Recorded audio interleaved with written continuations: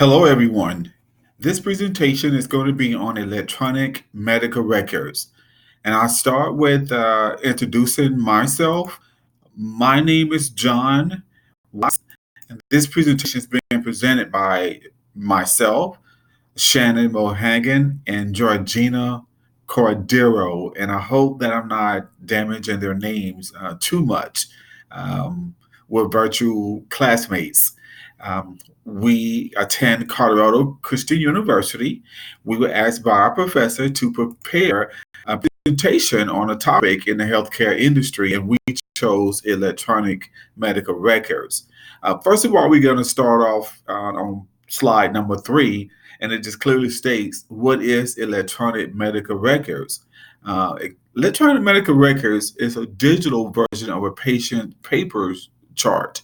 Um, Electronic health records are real-time, patient-centered records that make information available instantly and securely to authorized users.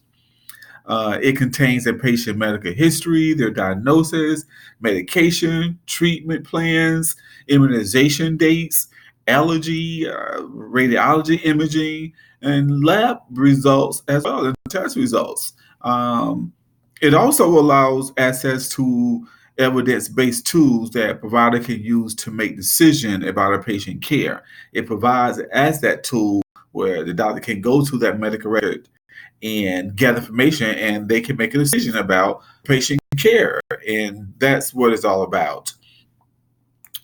Moving on to slide number 4, we want to talk a little bit about the history of medical records, EMR. It began as an idea back in the 60s. To record patient information on electronic form instead of a paper in the late 1960s. So they decided to do that, and the first EMR was developed in 1972 by Larry Weed. He presented this electronic medical record as a concept to generate emergency to allow third parties to independently verify diagnosis. So that's how it kind of got started to the electronic medical records back in the 60s and early 70s. Now, there are some different components, and I'm sorry, on slide number 5, there are some components of the electronic medical record that this medical record stores plenty and loads of data on a patient.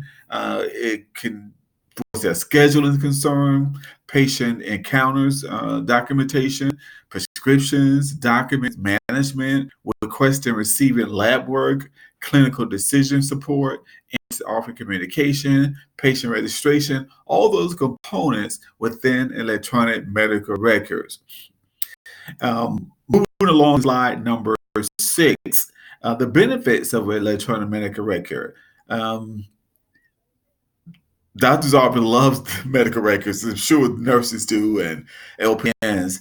They don't have to document as much as far as writing. There's fewer documentation error, making patient medical history available to physicians that's treating them.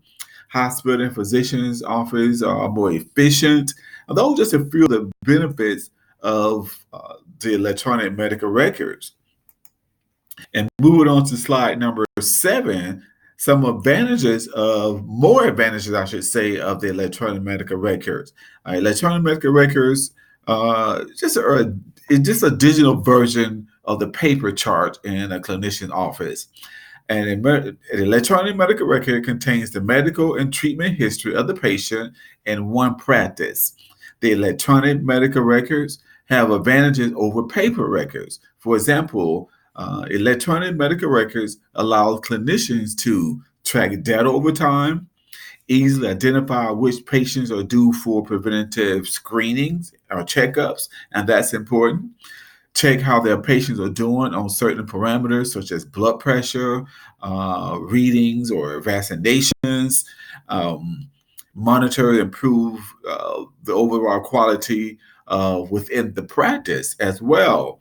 So there are lots of advantages of the electronic medical records. On slide number 8, I'm just going to talk a little about the focus of the electronic medical records.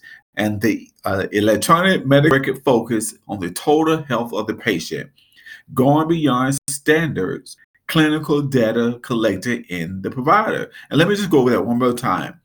Uh, Electronic health record focus on the total health of the patient, going beyond standard clinical data collected in the provider's office and inclusive on a broader view of a patient's care. They're built to share information with other healthcare providers. The focus is just to create and manage and consulted by authorized clinician and staff across more than one healthcare organization. They can share information. And that's the focus. If you go into a specialist, you want your specialist to obtain your medical record from your primary care doctor. Sign the form, a consent form. They have those records either electronically sent to them, or you can pick up a copy, which is usually a fee, or they can mail you a copy. So that's the focus, just to make the process and your care more efficient as well. So I'm going to go on to slide number 9, and more benefits of the electronic medical record from a practitioner point of view. To me, this is kind of sums up the presentation.